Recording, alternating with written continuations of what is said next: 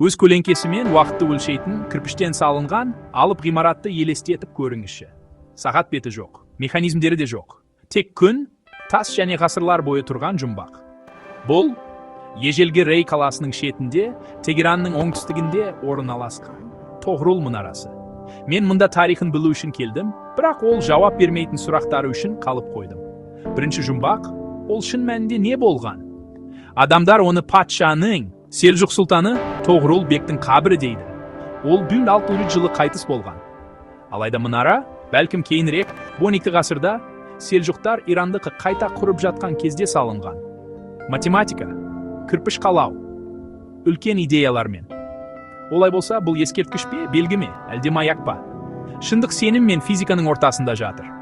Келіңіздер, уақытты кері айналдырайық. Бүгінде ол жазықтықта бой көтерген, күйдірілген кірпіштен салынған 20 қырлы цилиндр. Төбесі жоқ, тәжі де жоқ. 80 жылдардағы жер сілкінісі оның конус тәрізді шатырын құлатқан болуы мүмкін. Одан бұрын, Қажар дәуірінде жөндеу жұмыстары жүргізіліп, романтикалық суреттер салынған, саяхатшылар оның қабырғалары мен көлеңке сызықтарына таңдана қараған. Одан да ертерекке барсақ, 13 ғасырда Моңғол дауылдары аймақты шарпыған, бірақ бұл ғимарат өз орнында қала берген. Тағы да кері қайтсақ, Селжұқ дәуіріне ораламыз.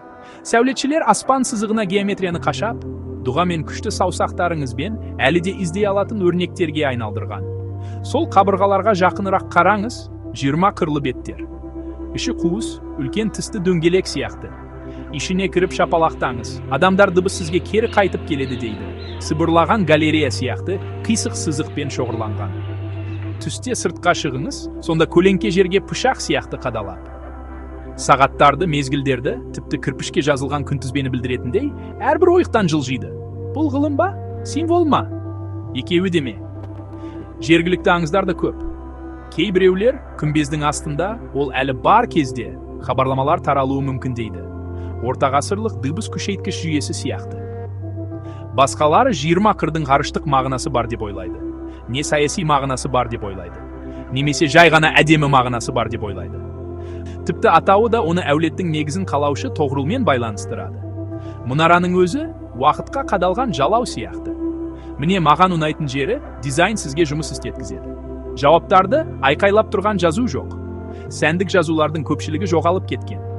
Сізге пропорция, биіктіктің диаметрге қатынасы, жарықтың көлеңкеге қатынасы, күштің тыныштыққа қатынасы қалады. Бұл денеңізбен шешетін жұмбақ. Оны айналып жүріп, тыңдап, күннің сол қырлар бойымен сырғып бара жатқанын бақылайсыз. Сандардың маңызы бар. Тұрақтылық пен стиль үшін 20 қыр. Ішін салқын ұстайтын қалың қос қабық. Жаңбырды төгетін, жер сілкінісінің соққысын бәсеңдететін және көзіңді жоғары қарататын өрнектермен бекітілген кірпіштер. Жоқ шатыр? Бұл жоқтық аспанды соңғы бөлікке айналдырады. Сонымен Тоғрул мұнарасы не? Қабір, мүмкін. Уақыт өлшегіш, бәлкім. Мәлімдеме сөзсіз. Ол былай дейді: білім мен сенім бір қабырғаны бөлісе алады. Жеткілікті жақсы салсаң, сұрақтарың жауаптарыңнан ұзақ өмір сүреді. Егер сіз Рейге бара қалсаңыз, түстен кейін келіңіз. Шеңберді айналып жүріңіз. Көлеңкенің бір қырдан екінші қырға сырғып бара жатқанын қараңыз. Сіз уақыттың құлпы ашылғанын сезесіз. Күндермен емес, жарықпен. Және бір сәтке сіз кірпіштердің 200 жыл бойы айтып келе жатқанын естисіз, жақынырақ қараңыз. Жұмбақ